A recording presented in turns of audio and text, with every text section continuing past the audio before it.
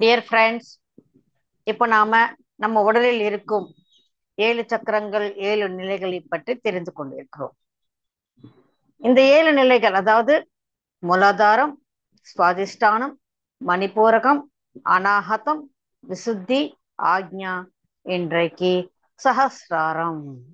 இந்த 7 நிலைகளும் நம்மளுடைய ஆன்மீக நாம எந்த இடத்தில் இருக்கிறோம் என்பதை நமக்கு காட்டுகிறது. இந்த 7வதை நாம சஹஸ்ரார நிலை என்றும் நிர்வாண நிலை என்றும் கூப்பிடுகிறோம். நிர்வாணம் என்றால் அந்த இடத்தில் ஏதும் இல்லை என்று அர்த்தம்.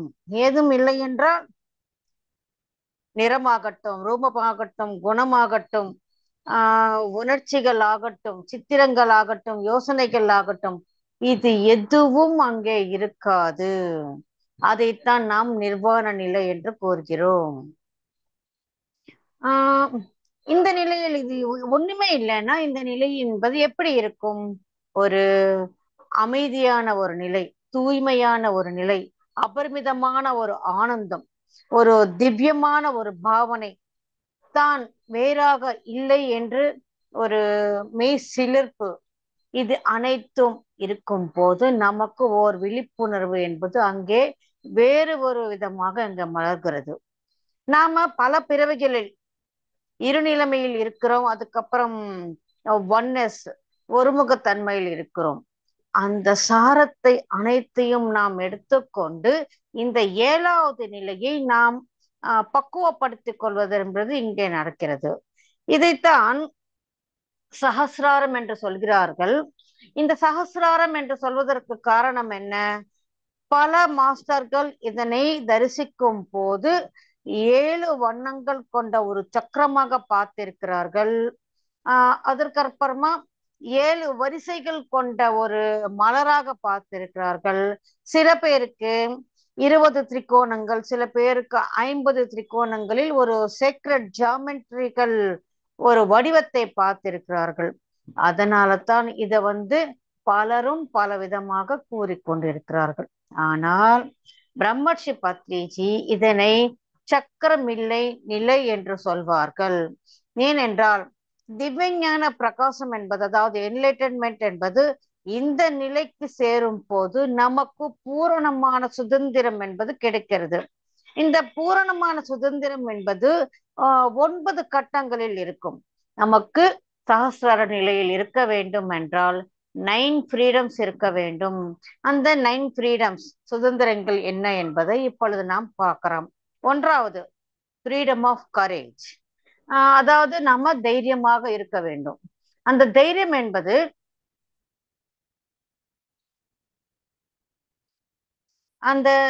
என்பது இல்லாவிட்டால் நாம் மூலாதார நிலையில் இருக்கிறோம் என்று அர்த்தம். தைரியம் இல்லை என்றால் அங்க இருப்பது பயம். பயம் என்பது மூலாதார சக்கரத்துக்கு சம்பந்தப்பட்டது. 2வது ஃப்ரீடம் ஆஃப் லவ், அனைவரையும் நாம் நேசிக்க வேண்டும். அதையும் தடையில்லா அன்பு என்பது இருக்க வேண்டும். எந்த நிபந்தனை இல்லா அன்பு என்பது இருக்க வேண்டும். இருப்பது என்றால் மற்றவர்களுக்கு நிபந்தனை இல்லா அன்பை தர வேண்டும். நாமும் கூட நிபந்தனை இல்லா அன்பை பெற வேண்டும். நாம கொடுக்குறப்ப அன்பை கொடுத்துடுறோம். ஆனா மத்தவங்க கொடுக்குறப்போ நோ இந்த மாதிரி அன்பெல்லாம் இல்ல, ஒரு கட்டத்திலேதான் இருந்து நீங்க உங்க அன்பை செலுத்தணும் சொல்லி தடை செய்வதும் இருப்போம் சில பேர். அதுவும் இல்லாமல் கொடுப்பதும் சரி, நாமல் பெற்றுக்கொள்வதும் சரி, இரண்டுமே பியாண்ட் தி பவுண்டரிஸ் இருக்க வேண்டும். ஃப்ரீடம் ஆஃப் சர்வ், நாம ஒரு சேவை செய்யும் போது அது எந்த சேவை உகந்தது என்று தெரிந்து கொண்டு நாம் செய்ய வேண்டும். 1 minute masters.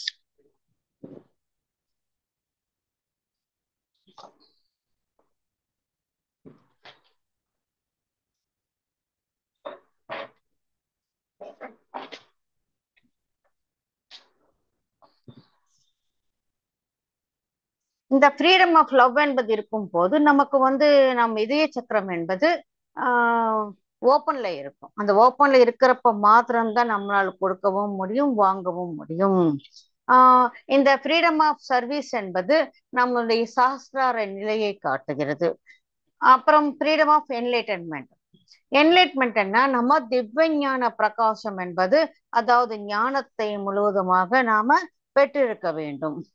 Freedom of cosmic consciousness, அந்த விஸ்வத்தின் உள்ள அந்த சைத்தன்யத்தைக்கு நாம ஒருங்கிணைந்து இருக்க வேண்டும். ஆறாவது, ஃப்ரீடம் ஆஃப் அசென்ஷன், அதாவது ஆன்மீக விழிப்புணர்வு என்பது இங்கே இருக்கும். அந்த விழிப்புணர்வு, அதாவது முழிப்பு என்பது இல்லை என்றால் நம்மளால் அசென்ட் ஆக முடியாது. அசென்ஷன் என்பது ரொம்ப ரொம்ப மிக முக்கியமானது மை டியர் ஃப்ரெண்ட்ஸ். அசென்ட் ஆகாமல் யாரும் கூட என்லைட்டன் ஆக முடியாது. ஒரு ராதையை எடுத்துக்கோங்க, ஒரு மீராபாய் எடுத்துக்கோங்க, நம்ம தமிழ்நாட்டில் இருக்கிற சித்தர்கள் எடுத்துக்கோங்க, எத்தனையோ பல பேர், அருண் பெரும் ஜோதி, அந்த மாதிரி பல ஆசான்கள் அனைவருமே அசென்ட் ஆனாங்க. அசென்ட் ஆகணும்னா அதுக்கு நம்ம ஒண்ணு திவ்ய ஞான பிரகாசத்தை பெற்று இருக்கணும். அதற்கு முன்னாடி சொன்ன மாதிரி எந்த விதமான உணர்வுகளும் உணர்ச்சிகளும் பாவனைகளும் எந்த ரசங்களும் எதுவும் இல்லாமல், அதாவது இருக்கும் ஆனால் அது எதுவும் எல்லாமே பேலன்ஸ்ல இருக்கும். அவங்க அதை பெருசா காட்டிக்க மாட்டாங்க. சோ அசென்ஷன் என்பது மிக மிக முக்கியமானது. Freedom of interplanetary existence, இந்த பூகிரகத்தில் நாம் இருப்பதின் காரணமாக இந்த பூகிரகத்தின் ஞானம் முழுவதுமாக நமக்கு தெரிந்திருக்க வேண்டும். ஃப்ரீடம் ஆஃப் சேட்டன், அதாவது சனி கிரகத்தினோடு நம்ம ஒருங்கிணைந்து இருக்க வேண்டும். ஏனென்றால் சனி கிரகத்தில் நாம் ஒருங்கிணைந்து இருக்கும் போது அஞ்ஞானத்தில் இருந்து ஞானத்திற்கு நாம் போகும் பாதை என்பது இருக்கும். ஃப்ரீடம் ஆஃப் சோலார் எக்ஸிஸ்டன்ஸ், இது நாம எந்த கிரகத்தில் இருக்கிறோமோ, அதாவது இங்கே பல கேலாக்சிகள் என்பது இருக்கு. ஒவ்வொரு கேலாக்சிக்கு ஒவ்வொரு சூரியன் என்பது இருக்கும். நாம் இருக்கும் மில்கி வே கேலாக்சியில் இருக்கும் அந்த சூரியனை பற்றி நமக்கு அனைத்து ஞானமும் தெரிந்திருக்க வேண்டும். இவை அனைத்தும் இருக்கும் போது மட்டுமே நாம் அந்த சாஸ்திர நிலையில் இருப்பதென்பது நாம் அறிந்து கொள்ள முடியும்.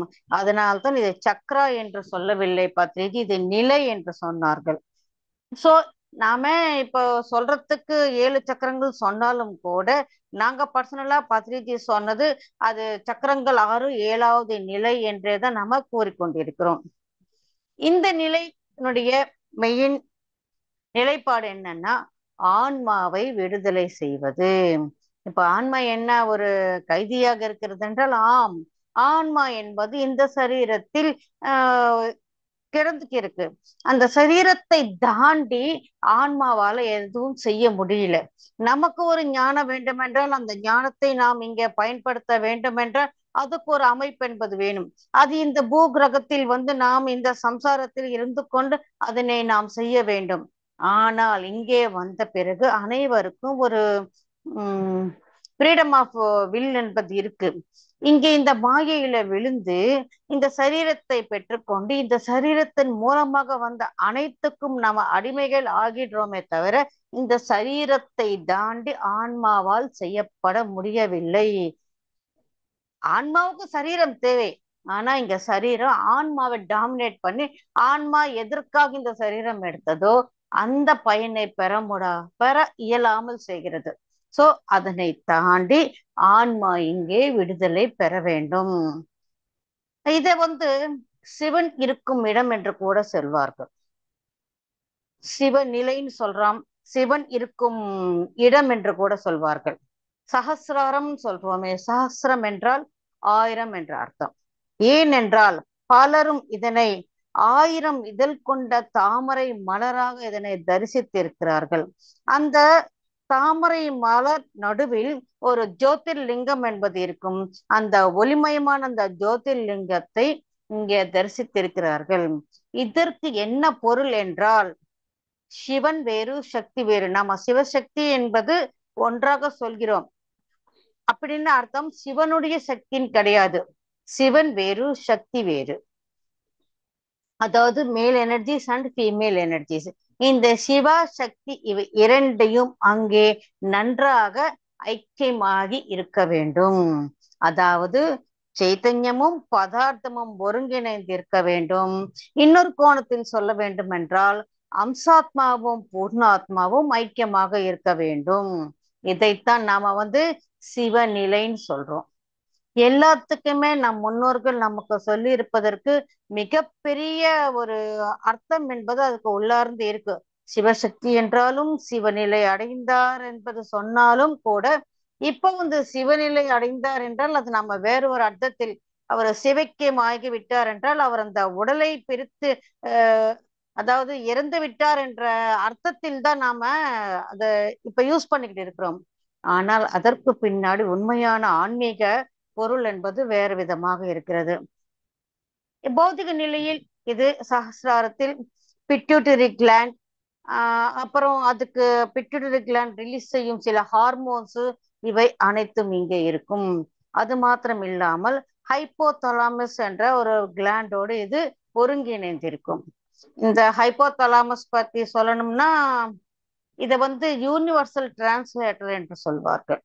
இந்த பிட்யூட்டரி கிளாண்டுக்கும் பீனில் கிளாண்டுக்கும் பக்கத்துல இதுவும் இருக்கும். சின்ன முக்கோண வடிவத்தில் சிறிதாக இருக்கும்.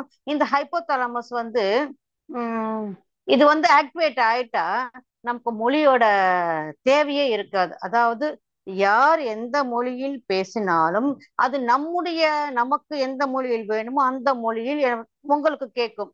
இப்ப நான் தெலுங்குல பேசினாலும் உங்களுக்கு இங்கிலீஷ்ல வேணுமா இல்ல தமிழ்ல வேணுமா, அந்த தமிழ்ல கூட உங்களுக்கு அந்த சிங்கள டைலக்ட்ல வேணுமா, எதுல வேண்டுமானாலும் அது கேட்கும்.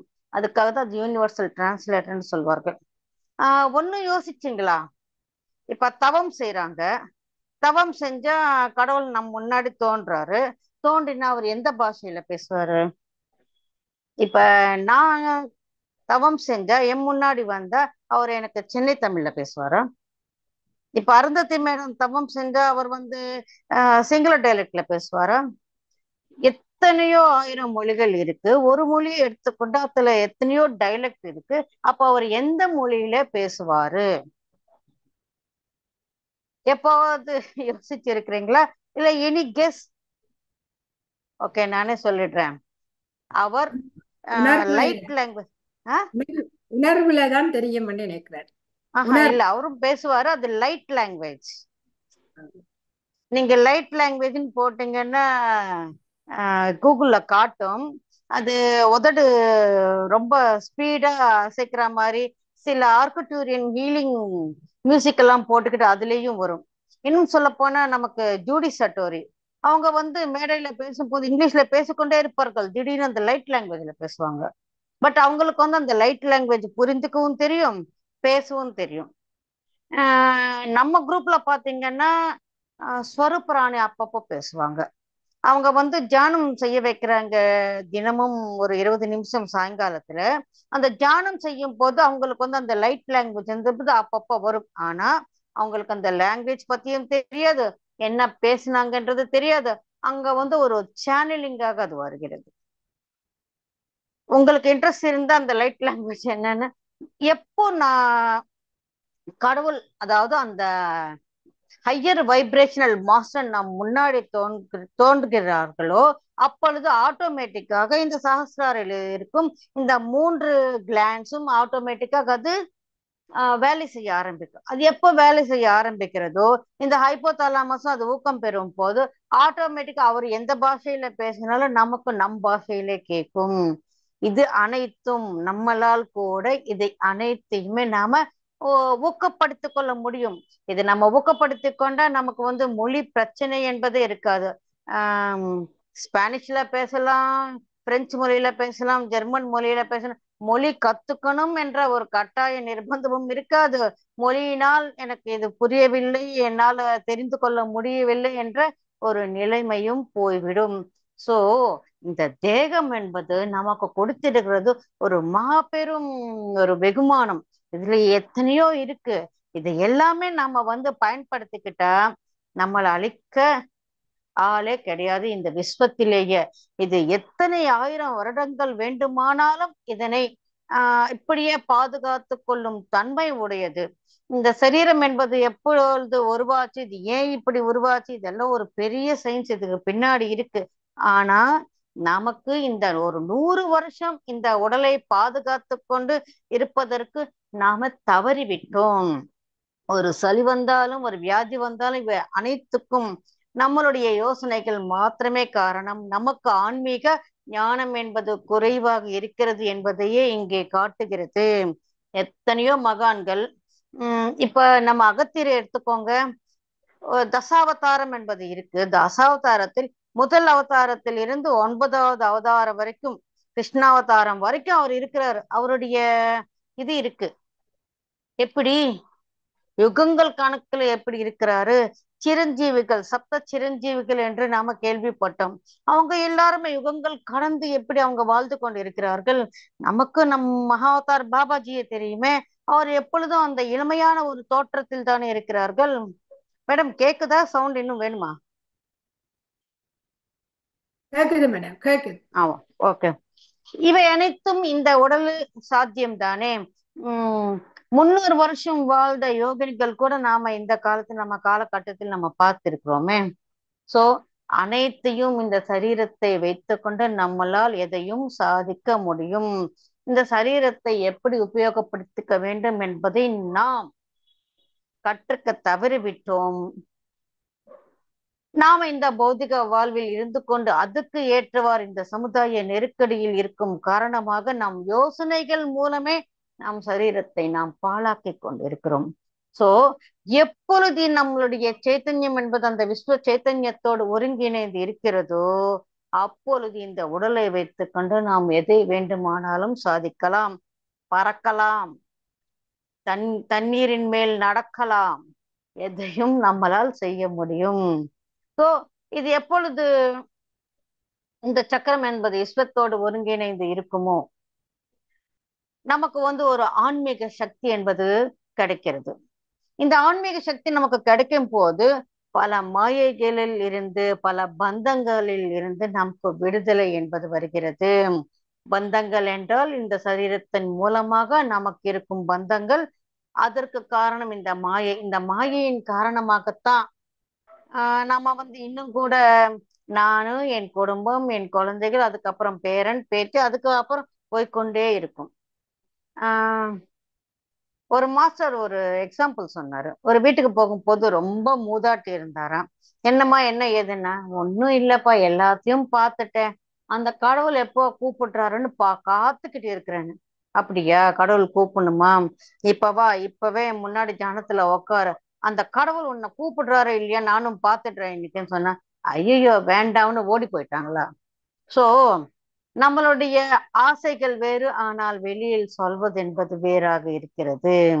ஒரு காலத்தில் இந்த பூமியில் இந்த மாயை என்பது இல்லாத ஒரு காலகட்டத்தில் நாம் ஏன் பிறந்தோம், எதற்காக பிறந்தோம், அந்த வேலைகள் ஆன உடனடியாக அவர்கள் அங்கேயே அப்படியே மறைந்து விடுவார்கள். இனிமே எந்த விதமான ஐயா, இப்பதானே பையனுக்கு கல்யாணம் பண்ணேன், அவனுக்கு ஒரு குழந்தை பிறக்கணும் இல்ல, என் வம்சம் விருத்தி ஆறுது நான் பார்க்கணும் இல்லை, என் பேரனை பார்க்கணும் இல்லை, இந்த மாதிரி எந்த விதமான ஆசையும் இது அனைத்தையும் நாம ஆசைன்னு சொல்றோம் நம்ம பரிபாஷையில். உண்மையில் இதை அனைத்தும் மாயை. நமக்கென்று ஒரு குடும்ப அமைப்பு இருந்தால் மட்டுமே அதுக்கு ஏற்றவாறு நாம் இங்க ஒரு சரீரத்தை எடுத்துக்கொண்டு இந்த நிர்வாணத்துக்காக இந்த சம்சாரத்தில் இருந்து கொண்டு பயன்படுவதற்காக ஒரு அமைப்பு இருக்கிறதே தவிர, இந்த அமைப்பு என்பதே நமக்கு ஒரு முட்டுக்கட்டையாக இருந்து நாம் ஆன்மீகத்துக்கு வரத்துக்கே முடியாமல் போறது என்பது மாயைத்தானே.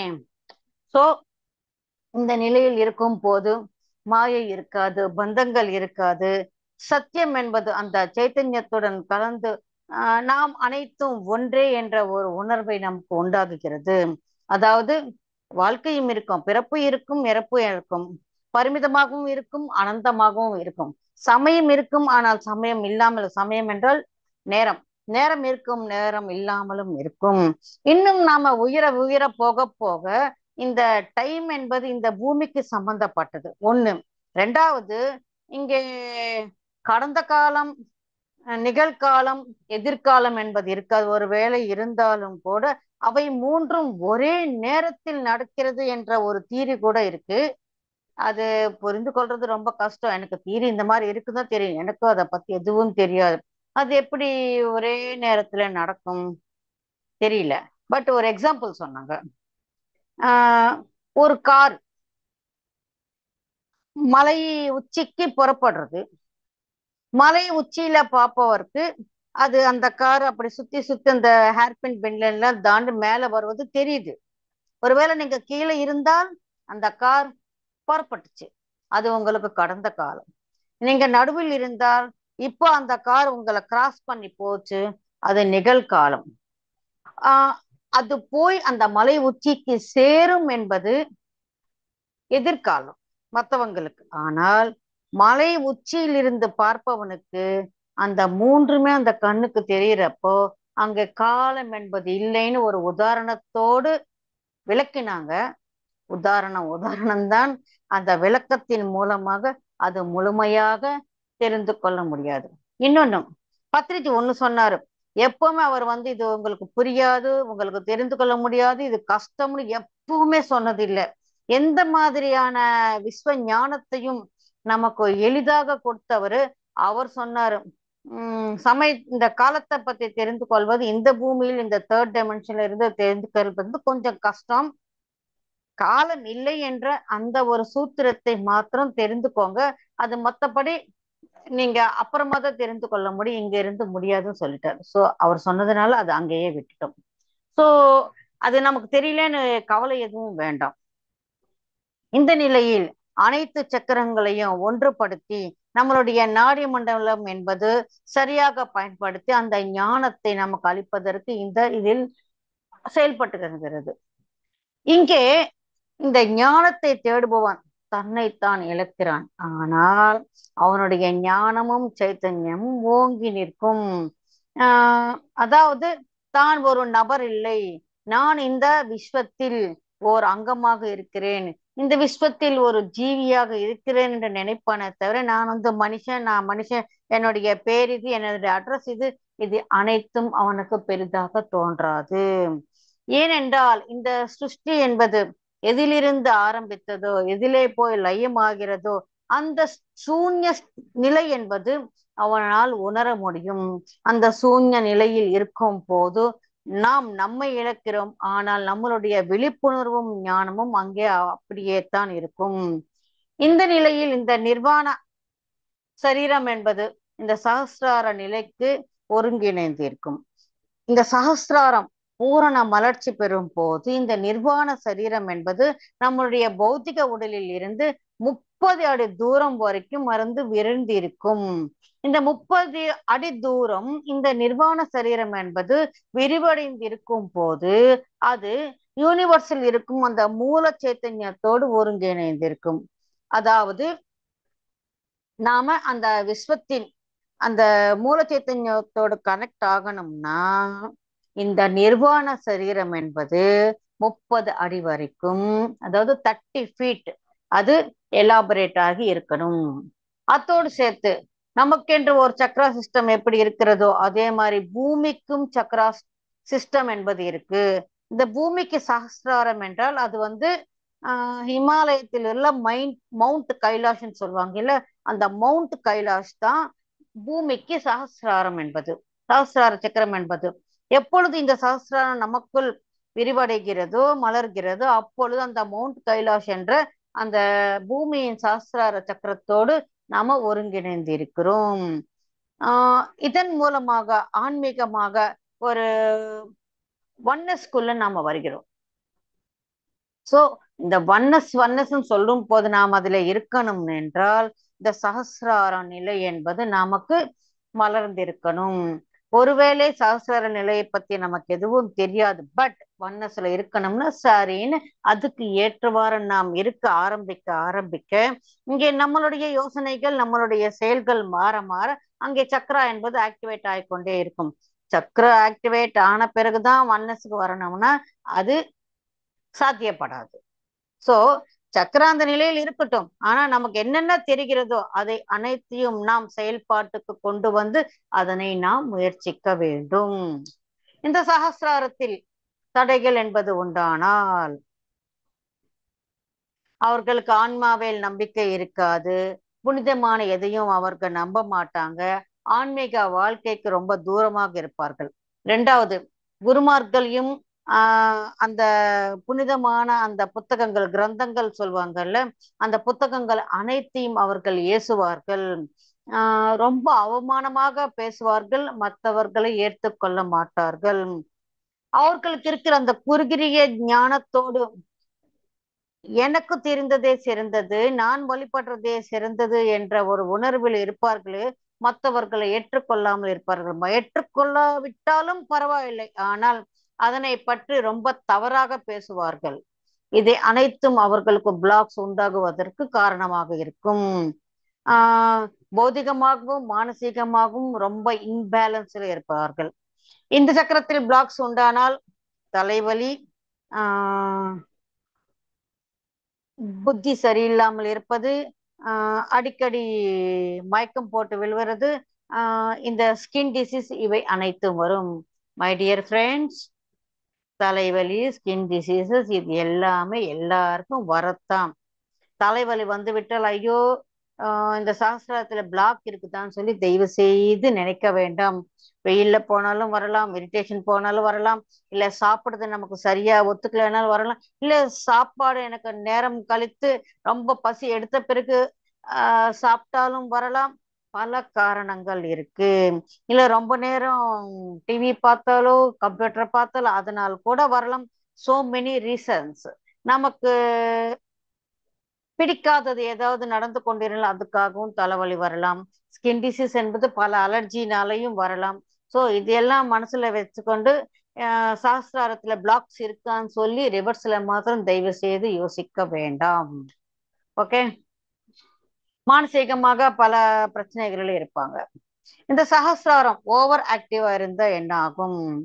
அவர்களுக்கு இந்த பௌதிக உடல் மேல் எந்த விதமான பற்றும் இருக்காது. இந்த பௌதிக வாழ்க்கையில் இருந்தும் பௌதிக விஷயங்களில் இருந்தும் ரொம்ப தூர விலகி இருப்பார்கள். அவர்களுக்கு ஒரு பொறுமை என்பது இருக்காது, யார் மேலேயும் ஒரு கனிவு என்பதும் இருக்காது. பல மானசீகமாக பல பிரச்சனைகள் இருக்கும். ஒவ்வொரு கணத்தில் ஒவ்வொரு விதமாக அவங்க இருப்பாங்க. ஸோ இது எல்லாமே இது ஓவர் ஆக்டிவா இருக்கிறதுனால நடக்கிறது. ஆனால் இந்த சகசார நிலை என்பது ஆக்டிவா இருந்தா என்னமாகும்? உன்னதமான ஒரு ஞானம் என்பது இருக்கும், விவேகம் என்பது இருக்கும், புனிதமானவற்றை பற்றிய அவங்களுடைய யோசனைகள் இருக்கும், அமைதியாகவும் ஆனந்தமாகவும் அவர்களுடைய வாழ்க்கை இருக்கும், வாழ்க்கை மேல் ஒரு உள்ளார்ந்த ஒரு புரிதல் என்பது இருக்கும். எனக்கு அனைத்தும் புரிந்துவிட்டது என்ற பாவனை அவர்களுடைய செயல்கள் மூலம் நாம் தெரிந்து கொள்ளலாம். திவ்ய சைத்தன்யத்தை தெரிந்து கொண்டு அதற்காகவே தன்னைத்தான் அர்ப்பணித்துக் கொண்டு விஸ்வம் மலரும்படி அவர்களுடைய செயல்கள் என்பது இருக்கும். அதாவது நம்மளுடைய சப்கான்சியஸ் மைண்டும் இந்த விஸ்வ ஞான மகா சைத்தன்யத்தோடு சேர்ந்து இருக்கும். அது சேர்ந்து இருப்பதற்கு வேண்டிய அனைத்தும் அவர்கள் செய்து கொண்டுவார்கள். அதாவது இதை நடந்தால் மட்டுமே அந்த அனந்தமான அந்த தத்துவத்துக்கு நம்மை நான் ஒருங்கிணைந்து கொள்ள முடியும். இந்த சகசிராரம் முதலில் இருக்கும் போது வயலட் கலர்ல இருக்கும், அதுவே நல்லா மலர்ந்திருக்கும் போது வெள்ளை நிறத்தில் மாறும். அதனால்தான் ஞானோதயம் பெற்ற குருமார்களின் தலைக்கு மேல் ஒரு வெள்ளையாக ஒரு ஒளிவட்டம் இருக்கும் என்று நமக்கு சொல்லியிருக்கிறார்கள். இது பிட்யூட்டரி கிளாண்டோடு கனெக்ட் ஆகி இருக்கும். இது ஆக்டிவேட் ஆனால் அந்த யூனிவர்ஸோட கனெக்ஷன் என்பது நமக்கு இருக்கும். அந்த யூனிவர்ஸோடு நமக்கு ஒரு ஒருங்கிணைப்பு என்பது வரும்போது நாம ஒரு கிரியேட்டராக மாறுகிறோம், அதாவது கோ கிரியேட்டராக மாறுகிறோம். Badriji, my dear co creators என்று நம்மளை அனைவரையும் அழைப்பதற்கு காரணம் இதுவே. அனைவரும் அந்த சகசாரத்தில் ஒரு மலர்ந்த ஒரு நிலையோடு இருக்க வேண்டும் என்பதே அவருடைய ஆசை குறிக்கோளாக இருக்கிறது. எப்பொழுது அந்த கோ கிரியேட்டர்ஸ் நம்ம கூப்பிடுறாங்களோ, my dear masters, my dear co creators, my dear friends கூறும் போது நமக்கு கூட நம்ம கோ கிரியேட்டரா, நம்ம இந்த மாதிரி ஃப்ரெண்டா இருக்கணும், நாம மை டியர் காட்ஸ்ன்னு சொல்லும் போது ஓ நாமும் ஒரு கடவுள் போல் இருக்கணும் என்று நமக்குள்ள ஏதாவது நம்ம சொல்ல சொல்ல சொல்ல சொல்ல கேட்க கேட்க கேட்க கேட்க அது அனைத்தும் இங்கே ஸ்டோர் ஆகிவிடும். நமக்கு தெரியாமலேயே நமக்குள் பல மாற்றங்கள் என்பது வரும். சைக்காலஜி கூட இதுதான் சொல்கிறது. நாம எதை கேட்கிறோமோ எதை பார்க்கிறோமோ அதுவாகவே மெதுவாக மெதுவாக நாம் மாறிவிடுகிறோம். அதற்காகத்தான் நல்லதையே பார்க்க வேண்டும், நல்லதையே சிந்திக்க வேண்டும், நல்லதையே பேச வேண்டும் என்று நமக்கு பெரியோர்கள் சொன்னது. இவர்கள் ரொம்ப நியாயமாக இருப்பார்கள். எங்களுடைய வாழ்க்கை எந்த குறையும் நம்மளால் எடுத்து காட்டவே முடியாது. இவர்களுடைய ஊக்கமாகட்டும், கற்பனை திறன் ஆகட்டும், யோசனைகள் ஆகட்டும், ஆன்மீகத்தில் அந்த சகசிரார நிலை எப்பொழுதும் அந்த ஆக்டிவேஷன்ல இருப்பது என்பது அவர்களுக்கு நினைவூற்றிக் கொண்டே இருக்கும். அதுக்கேற்றவாறு இருக்கும். இந்த நிலையில் இருப்பவர்களை தான் நாம பல பேர்களோடு குறிப்பிடுறது உண்டு. அதாவது Christ consciousness, Jesus consciousness, Buddha consciousness and Patriji consciousness சொல்லி நம்ம கேள்விப்பட்டிருக்கிறோம். இன்னும் சொல்ல போனா பல கைடட் மெடிடேஷன்ல நாம பத்ரிஜி கான்சியஸ்னோட என்னுடைய கான்சியஸ்னஸ் ஒருங்கிணைந்து இருக்கணும் சொல்லி ஒரு சங்கல்பம் செஞ்சுக்கிட்டு தியானம் செஞ்ச அந்த நாட்கள் எல்லாம் இருக்கு. சோ இந்த மாதிரி இந்த கான்சியஸ்னஸ் பலரும் சொல்லுவாங்க, இப்ப புத்தா கான்சியஸ்னஸ் இறங்கி இருக்கு, இப்ப கிருஷ்ணா கான்சியஸ் நான் உணர்ந்து இருக்கிறேன், இங்க கிருஷ்ணர் வந்திருந்தாருன்னு சொல்லி. இந்த மாதிரி பல கான்சியஸ் அனைத்தும் இந்த சகசிரார நிலையில் இருப்பதுதான். ஆஹ் இந்த கான்சியஸ்னஸில் மற்றவர்கள் இருக்கும் போது அவர்களுடைய உடல் என்பது ஒளியோடு இருக்கும். அவர்களுக்கு இந்த பூமியில் கனெக்ஷன் இருக்கிறதா இல்லையா என்ற ஒரு அனுமானம் கூட இருக்கும். சம்சாரத்தில் நிர்வாணம், பௌதிகமாகவும் ஆன்மீகமாகவும் எங்களுடைய வாழ்க்கை என்பது எப்பொழுதும் ஒரு பேலன்ஸ்ல இருக்கும். இந்த சகசாரம் என்பது எப்பொழுதும் ஆக்டிவாக இருக்க வேண்டும் என்றால் நாம் என்ன செய்ய வேண்டும்? நம்மளுடைய யோசனைகள், பாவனைகள் அனைத்தும் ஒரு சமநிலையில் இருக்க வேண்டும். நம்மளுடைய யோசனை என்பது நம்ம பிராணசக்தியை மேலும் மேலும் வலுப்படுத்தி கொண்டே இருக்கும். நம்மளுடைய யோசனைகள் தான் நம் சக்கரங்களில் தடைகள் உண்டாகுவதற்கு காரணமாக இருக்கிறது. வேற யாரும் காரணம் கிடையாது. கர்மாவும் காரணம் கிடையாது, எதுவும் காரணம் கிடையாது. ஒருவேளை அதன் காரணங்கள் மூலமாக இந்த சக்கராவில் ஏதாவது இருக்குதுன்னு நினைத்தாலும் 90% தடைகள் என்பது நம்மளுடைய யோசனைகள் மூலமே வருகிறது. அதனால்தான் தியானம் செய்ய வேண்டும்.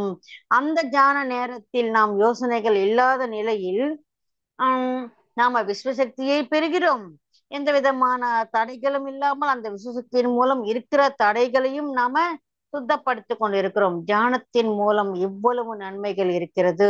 பயம் என்பது போகிறது, தைரியமாக இருக்கிறோம், ஆன்மீகத்தில் ஒருங்கிணைந்து இருக்கிறோம். சக்ராஸ் எல்லாமே கிளென்சிங் ஆகுது. சக்ராஸ் எல்லாம் எப்போ கிளென்சிங் ஆகுதோ அதுக்கேற்றவாறு இந்த 7 சரீரங்களும் கிளென்சிங் ஆகுது. இதுவை அனைத்தும் கிளென்சிங் ஆகும் போது நம்மளுடைய யோசனைகள், பாவனைகள் மூலமாக நம்மளுடைய சேவைகள் இன்னும் உயருது. நம்ம சேவைகள் செய்ய செய்ய செய்ய நாமும் இன்னும் ஆன்மீகமாக எவ்வளவோ உயர்கிறோம். இப்ப என்ன இந்த தளத்துல ஏன் கூப்பிடணும்? இங்க நிறைய பேர் பெரியவங்க இருக்கிறீங்க. அவங்களெல்லாம் விட்டுட்டு நீங்க ஒரு பைமா மாஸ்டர் சொன்னாலும் கூட இதே மாதிரி நீங்க சீரியஸா உக்காந்து நீங்க கேக்குறீங்க. How it's possible? மத்த இடத்துல இது நடக்குமா? நம்ம வீட்லயே எடுத்துக்கோங்க. ஒரு சின்னவங்க ஏதாவது பேசுன, உனக்கு என்ன தெரியும், நீ ஏன் இங்க சொல்ற, நீ சொன்னா நாங்க ஏத்துக்கணுமான்னு சொல்லி நம்ம வீட்டுல இருக்கிற சின்ன பசங்க ஏதாவது சொன்னா நாம ஏத்துக்க மாட்டோம்.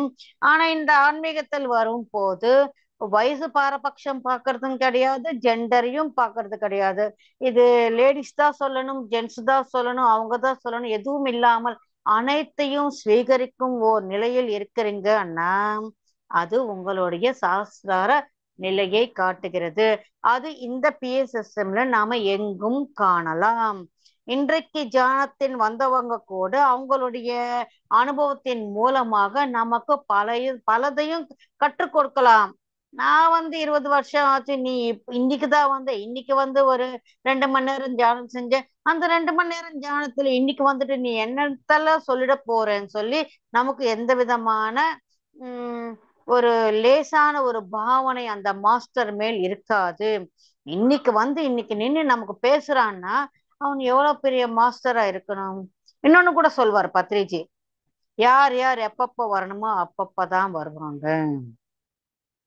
நீங்க முன்னாடியே வந்துட்டீங்கன்னா நீங்க கத்துக்க வேண்டியது நிறைய இருக்கு. அதனாலதான் முன்னாடியே இவ்வளவும் அடிப்பட்டு எல்லாத்தையும் தெரிஞ்சுக்கிறீங்க. அவங்க எல்லாம் ஆல்ரெடி ரெடியா இருக்கிறாங்க. அவங்க எப்போ சேரணுமோ அப்போ சேருவாங்க. முன்னாடி இருந்து அவதிப்பட வேண்டிய அவசியம் இல்லை. அதனாலதான் இங்க சீனியாரிட்டி என்பதே கிடையாது. நான் 20 வருஷம் 25 வருஷம் 30 வருஷம் பத்திரிச்சு 1990ல தொடங்கினார், அப்போதுல இருந்து இருக்கிறேன். இந்த பாச்சால்னா இங்க பலிக்கவே பலிக்காது. பிஎஸ்எஸ்எம்ல யார் எப்ப வந்தாலும் அவர்களுடைய நிலைக்கு ஏற்றவாறு அவர்கள் இருந்தால் அனைவராலும் அவர்கள் அங்கீகரிக்கப்படுவார்கள்.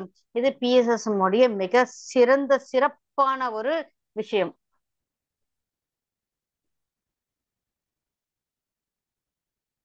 ஆன்மீக சேவை செய்வதன் மூலம் நாம் அனைவரும் இந்த சகஸ்ர நிலையில் இருக்கிறோம். அதாவது நாம் தியானம் செய்ய வேண்டும், அனைவருக்கும் தியானத்தை கற்பிக்க வேண்டும், அவர்கள் கூட தியானம் செய்வதற்கு நாம் உதவி பெற வேண்டும். அதாவது அவங்க தியானம் செய்ய வைக்கணும் அவங்கள. இது அனைத்தும் சகஸ்ரார நிலைக்கு சமமானது. சகஸ்ரார நிலை என்றால் சேவை, சேவை என்றால் சகஸ்ரார நிலை. அதற்காகத்தான் இங்க அனைவரும் சேவை செய்வதற்கு மிக ஆர்வத்துடன் இருப்பார்கள். இது